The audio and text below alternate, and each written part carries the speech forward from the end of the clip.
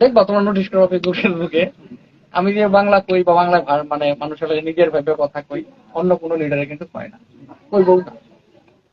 তো নিজের ভাষায় কইতাছে, আমার ভালো লাগতেছে, এলেই কইলাম যে বাংলায় কই, ওনার আগে কইতাম। খুব ভালো হয়েছে। হ্যাঁ, আপনি না জানলে ওইটা টুটা ফুটা বাংলা এটা কয় না, সেটা আরো বেশি হাস্যকর হয়ে যায়। আপনি যেটা কইতেছেন সবাই বুঝতেছে, ছোট বড় সবাই বুঝতেছে।